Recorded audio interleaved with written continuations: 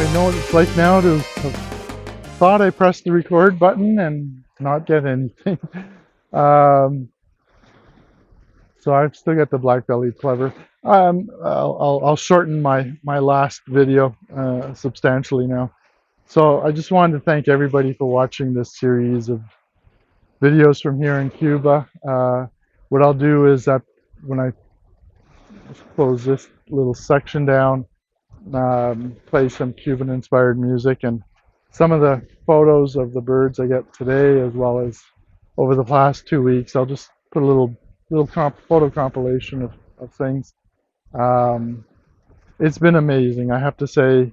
The last 2 weeks have been uh, from from just the pure enjoyment of being on vacation, but from a bird photography standpoint, has been exceptional. Um, and you'll have already seen some of the highlights from the last 2 weeks. Um, just if you're thinking of Cuba as a possible destination for bird photography, um, we stayed here on Cayo Coco at the Cayo Coco. Um, now, we paid for this. This is a place that Joanne found and booked. A beautiful resort, as you can see from this video from this morning when I was walking down towards the beach. Beautiful property, well maintained, um, very professional staff, but also very kind. Very friendly, very open. It's I can't say enough about Cuba, and this place sort of sums it up nicely. Now, you are a little far away. I think it's 80 kilometers across the causeway to Moron, which would be the largest city here back on the mainland. So you don't have the proximity to a place like you do like last year in Trinidad, where 8 kilometers away was Trinidad, Casilda, and La Boca being two other little communities that were even closer. But if you're looking, if you're thinking of coming to a place with, and it's adults only, but there are family hotels, family resorts here as well.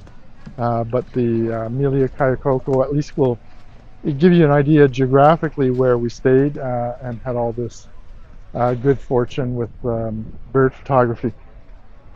If you have any questions at all, please don't hesitate. Send me a note, direct message me if you want, or ask the question in below the video. More than happy to answer. Any questions. But really, this is a wonderful, easy birding location for somebody who's maybe not wanting to spend the whole 2 weeks of intense birding type of trip. So I'm going to leave it at that.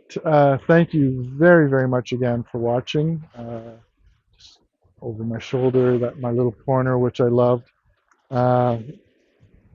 It's been a blast, and once I get home, edit some of these videos, pop them up. I'm not quite sure what this fall, the rest of winter and into the early spring has in store. We'll be staying close to home. We have a big kitchen renovation project. Once we get home, we'll be finalizing that and getting the contractors in for that lovely bit of work. And we haven't quite booked any of the summer camping stuff, so I'm not sure if in May we'll be going back to Algonquin, but I suspect we will for at least a week or two. But in a few weeks, Joanne and I will have time to sort of look at what's ahead and what we have planned. So again, thank you very much for watching. If you're following, I really appreciate that you're spending time with me. And if you're not following, but you're watching this video, if you like what you see, I'd be really thrilled if you were following the channel. Um, Again, I do this for me. This is part of the fun I have in photography. It's not a business. I'm not professional.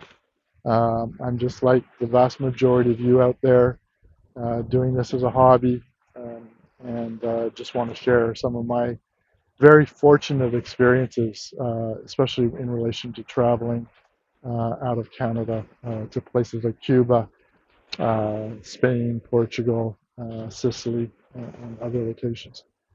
So for now, take care, and we'll see you on the next one. Okay, bye-bye.